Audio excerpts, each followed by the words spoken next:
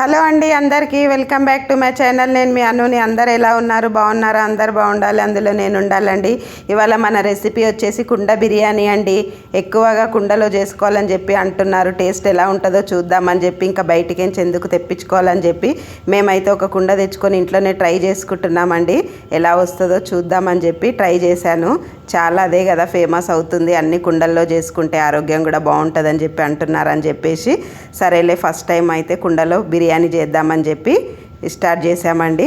దానికి కావాల్సిన పదార్థాలు: చికెన్, ఆనియన్స్, పెరుగు, పచ్చిమిరపకాయలు, లెమన్, ఆయిల్, అల్లం ఎల్లిగడ్డ, కొత్తిమీర, పుదీనా, పసుపు, ఉప్పు, ధనియాల పౌడర్, గరం మసాలా.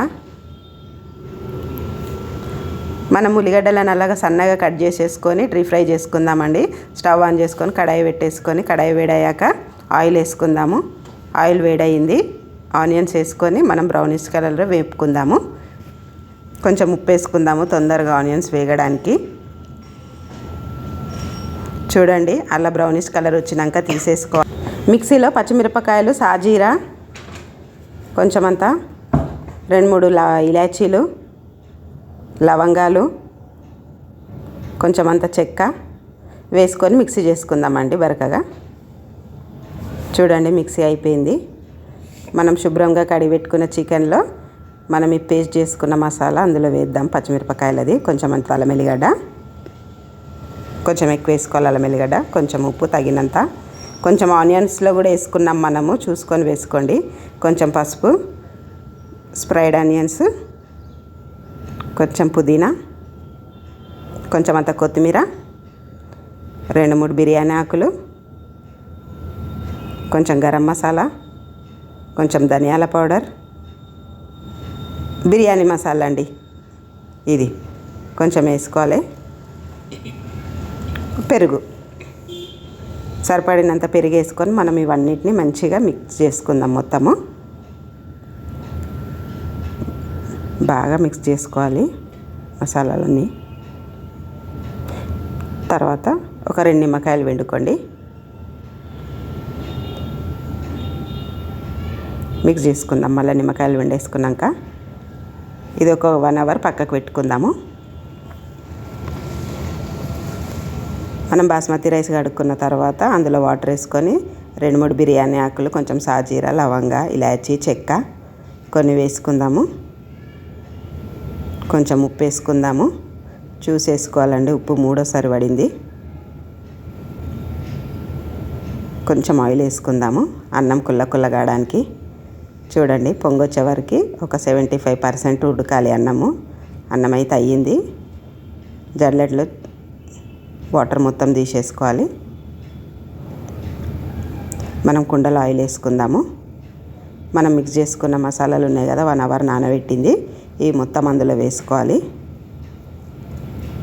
దానిపైకించి కొంచెం ఆనియన్స్ వేసుకుందాము. తర్వాత రైస్ ఉడకబెట్టుకున్నాం కదా, అది వేసుకుంటూ లేయర్ లాగా కొంచెం ఫ్రైడ్ ఆనియన్స్, మళ్ళీ కొంచెం కొత్తిమీర, పుదీనా వేసుకుంటూ ఒక 2 సార్లు ఫిల్ చేసేయాలి. మళ్ళీ దానిపైన వేసుకొని మొత్తం మళ్ళీ మంచిగా అంతా చేసుకొని ఫ్రైడ్ ఆనియన్స్, మళ్ళీ కొత్తిమీర, పుదీనా వేసుకోవాలి. దానిపైన కొంచెం అంత ఫుడ్ కలర్ వేసుకుంటున్నానండి నేనైతే. కొంచెం వేసాను. దానిపైకించి ఒక 2 స్పూన్ల నెయ్యి వేసుకుంటున్నాం. నెయ్యి వేస్తే బిర్యానీలో ఎంతైనా టేస్ట్ చాలా బాగుంటుంది, దాని స్మెల్ అలాగుంటుంది. ఇంకా మనం ఏం చేయాలంటే దీనికి మంచిగా కొంచెం గోధుమ పిండి తడిపేసుకొని రౌండ్గా పెట్టేసుకొని మూత గట్టిగా పెట్టేసుకొని, మీరైతే డైరెక్ట్ పొయ్యి మీదనైనా పెట్టుకోవచ్చు. మేమైతే పెంక పెట్టేసుకుంటున్నాము. ఒక 5-10 మినిట్స్ ఏమో పెద్ద మంట మీద పెట్టాము. తర్వాతనేమో చిన్న మంట మీద ఒక 20 మినిట్స్, మొత్తం అయితే 1/2 అవర్ పడుతుందండి. చూడండి, మొత్తం రెడీ అయితే అయ్యింది. ఓపెన్ అయితే చేసాము. కుండ బిర్యానీ మంచిగానైతే అయ్యింది. వాటర్ కూడా మొత్తం పోయాయి.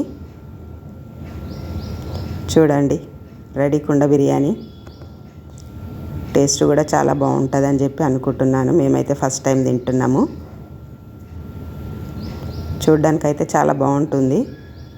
మొత్తం వాటర్ గిట్ల ఏమి ఇనకలే, అది మొత్తం ఇనికిపోయాయి. బాగా అయింది. మసాలాలు కూడా అంత మంచిగా పట్టినాయి. ఎంతైనా కుండలు అప్పుడు వాళ్ళు తినేవాళ్ళు, ఇప్పుడు ఎవరు తింటలేరు కదా. ఇప్పుడైతే కొత్తగా వెళ్ళినాయి అన్ని వంటలు అయితే అందులోనే చేద్దామని చెప్పి తెచ్చాను. ఓకే అండి, నా ఛానల్ కొత్తగా చూస్తున్నట్టయితే సబ్స్క్రైబ్ చేయండి.